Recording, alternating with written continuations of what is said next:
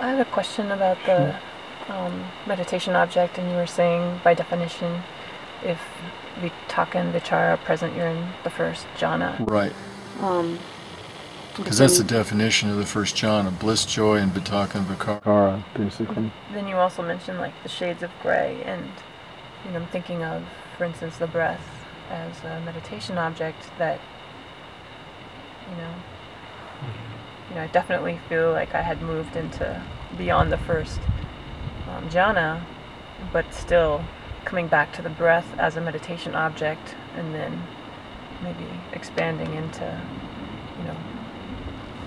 less identification with the body or with the emotions or with, thoughts completely gone, and moving to deeper and deeper stages, but noticing that the breath is one thing that, as awareness creeps back in of a world or a body, that the breath is almost like a thread that can come back to when yeah. But that would by definition be a meditation object, which would mean that if one was ever aware of one's breath, one could never be anything at all. One could never be beyond the first jhana. No, it's not awareness.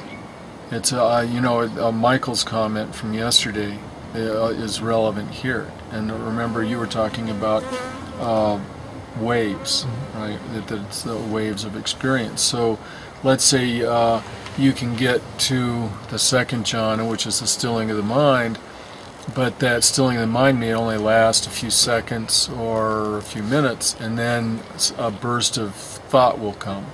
So as soon as that burst of thought comes, well, now you've descended into the first jhana. But as soon as the mind stills again, then you go back to the second jhana, let's say. We're just going to use those two for a metaphor.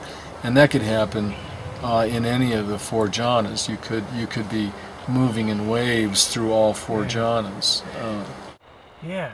So go ahead. is it more like effort then? So the first jhana is when you're efforting to sort of... Right. And then once that effort's gone, vitaka and vichara beyond are effort. So once they're volitional. Thoughts have finally dropped and you're not efforting. Right.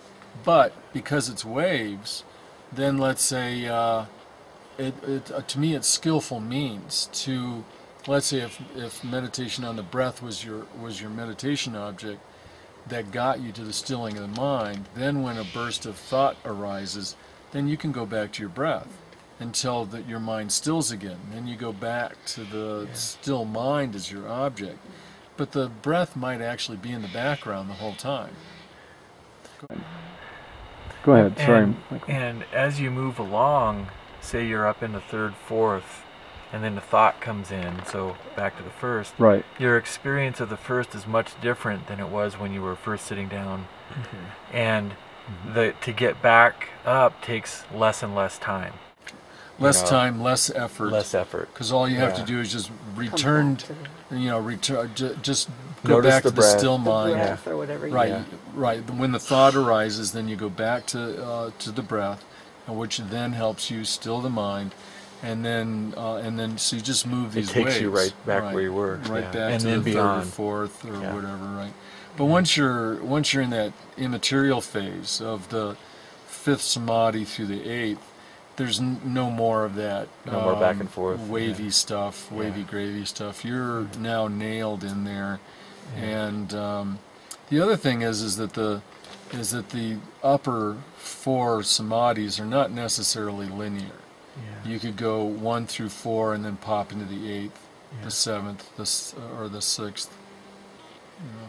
Yeah, because we've been talking about how when you get in well into the fourth, you feel as though you could stay there forever. Right. And my experience with the fourth is I don't go back to the breath anymore at all. Right. And so there's almost like there's a blur between fourth and fifth, maybe. Well, there is for sure. In fact, I think half the time people are in the fourth, they're actually in the fifth. Okay. It's just that part of the reason why we feel as though we can meditate as if forever, and remember also we were talking about how there's a time dilation event there, where it could seem like hours have gone by and only 5 minutes have gone by, or it could seem like minutes have gone by when hours have gone by. And I think that really you're there on the fifth, you just don't know it. Is that the realm of timelessness or something like that? Yeah, it is a timeless dimension for sure. The fifth? Yeah, The fifth? The fifth is right. The fifth is timeless and dimensionless. It's infinite, or fifth through the eighth are timeless and dimensionless. And so, by the time you get to that place on the fourth, where you can meditate as if forever, that's really what you're really saying is timeless. You've entered in a timeless dimension. Yeah. Yeah, I think the fourth is mostly immaterial, and people don't know it. It's just that you have the sense of a physical body is still there. Yeah. Right. Yeah. Okay. Whereas when you're in the fifth, well, you've left the physical body, and you may or may not have the visceral experience of actually, like how the Buddha described in the Manomaya metaphor of a snake sloughing off its skin, or a banana being pulled out, or a sheath of a sword being pulled out of the sheath. I don't think he used the metaphor of a banana, but it's the same kind of thing. That you may not have the visceral experience of shedding the body to get into the fifth through the eighth, but you may. It's not a guarantee. You could go bingo right from the fourth. And remember you mentioned in an earlier retreat about the flash of black. Actually, it was light. Well, like a light bulb. The black. Oh, yes, that. Remember, we had a whole dialogue about the black years ago. Yeah. And to me, that flash of black, it oftentimes is sudden. It's shocking. It's so sudden that suddenly there's it was almost like an dimensionless. astronaut casting off, or like a cast off into. Yeah, it's like leaving the body and world behind and entering into a black dimensionless domain. Yeah, and that is the fifth samadhi.